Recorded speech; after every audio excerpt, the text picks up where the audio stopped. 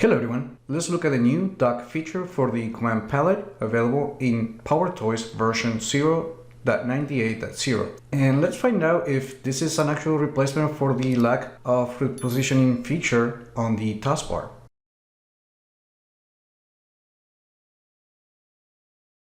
Okay, in order to dock command palette at the top of the screen, you will need to have the latest version of PowerToys. And to do that, if you already have the tool installed on the computer, just go to the General tab and then just click the button to check for updates and then just complete the update. And after you've done that, under System Tools, we need to go to Command Palette, and from here you have to make sure that the features turn on, and then from the Settings page, we're going to notice the new dock entry that takes you to a new page where you can control the feature. First, you need to turn on this toggle switch, and from here you can change the appearance. First, we have the position. You can set it at the top, left, right, or even bottom. By default, it takes the color mode from the operating system, but you can change it manually to the light or the dark mode. You can also change the style material. By default, it's acrylic, but we can also use the transparent option. Also, we can change the background, and we can use an accent color, custom color, or an image.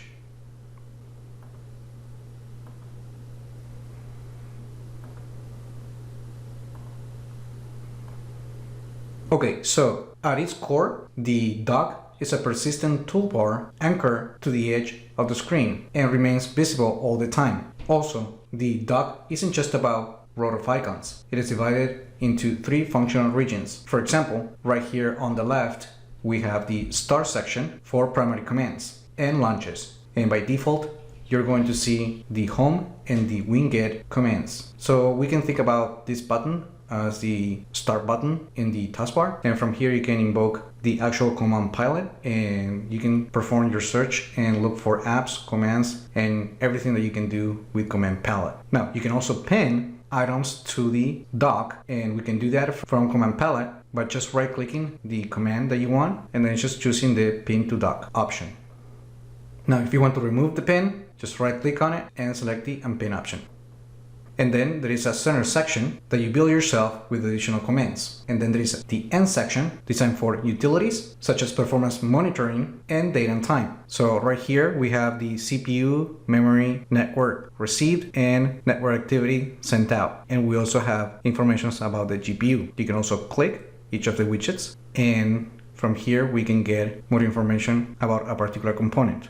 In this case, we can right-click each of the items, and from here we can open Task Manager, and if we right-click on the time, we can actually copy the time or date. One thing to point out is that the dock itself is powered by the Windows App Bar API, which means that it reserves the screen space, so apps don't overlap with it, and it becomes part of the desktop layout and not just an overlay. For example, if I open File Explorer, and then if I maximize this, you're going to see that the application knows where the actual desktop ends and where the other elements start. Now let me just go quickly to the Settings app, and I'm going to switch to the light theme so you can have a better view with different color mode. So now, is this a solution for the lack of the same functionality in the taskbar? Well, no. The taskbar is actually passive. It shows running apps and system notifications. The dock for command palette is active and is built with execution, customization, and extensibility.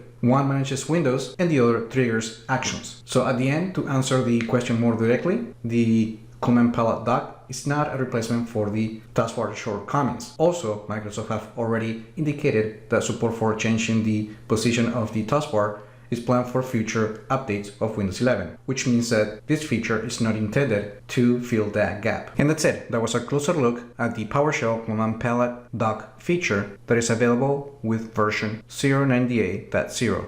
Let me know in the comments if you're going to be using this feature. Like the video, share it, subscribe to the channel if you haven't done that yet, and I just hope this video was informative for you, and I would like to thank you for viewing.